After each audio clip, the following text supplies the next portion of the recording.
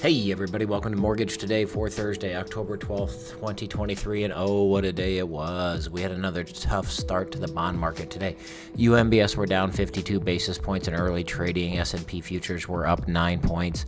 Bonds were roughly unchanged overnight in what had been the calmest overseas trading so far this week. Sellers were showing up in moderate numbers after the economic data came in. Core CPI month over month came in up 0.3% on a 0.3 forecast as 0.3 previously. Core year over year CPI came in at 4.1 on a 4.1 forecast. It was 4.3 previously. So not really coming down much. Headline CPI month over month came in at 0.4 on a 0.3 forecast, so actually going up. It was 0.6 previously. And jobless claims came in at 209,000 on a 210 forecast. It was 209,000 previously. Complicating factors include shelter inflation ticking up 0.6% from 0.3% last month, as well as another strong jobless claims reading. Auto insurance is also up 18.9%. Auto repair is up 10%, and food away from home was up 6%, according to these reports.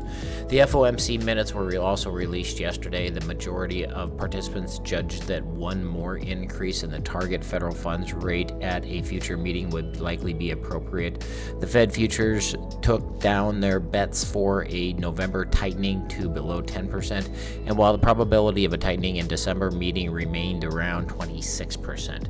We also had a 30-year bond auction where the U.S. sold $20 billion worth of bonds. High yield rate came in at 4.837. It was previously 4.345. Bid to cover ratio was 2.35. It was 2.46 previously. Direct accepted was 16.7%. It was 19.7% previously. Indirect accepted was 65.1 on 64.5 previously. The 4.837 result on the 30-year bond auction versus a WI when issued yield expectation is quite a bit of a miss. The fact that it occurred when bonds were already selling off makes it even more of a problem. Even before this week's rally began, we knew we'd be on the lookout for brief pockets of lower bond yields. These corrections are common during selling sprees. They serve as a periodic pressure release, but are almost always meaningless when it comes to redefining the big picture trend. Today's sell-off drove that point home and was perhaps easier for traders to facilitate in light of the last 2 days of gains. Still, the selling required a catalyst, and it found one in the core services component of the CPI report. This is exactly the place the Fed wants to see better progress on inflation, and the numbers showed the opposite of progress. UMBS closed the day down 64 hurtful basis points, closing at 97.97.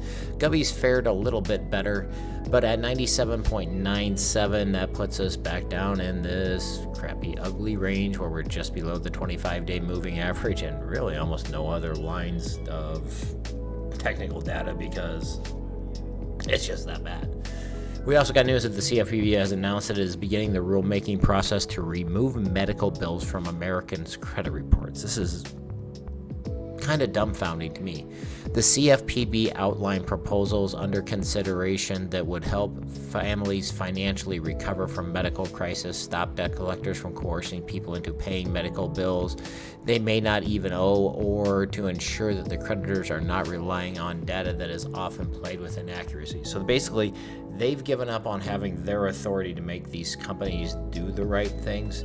So they're just going to take it off of the credit report, which means that, okay, if you receive medical services and you just don't pay, what exactly are the ramifications for that?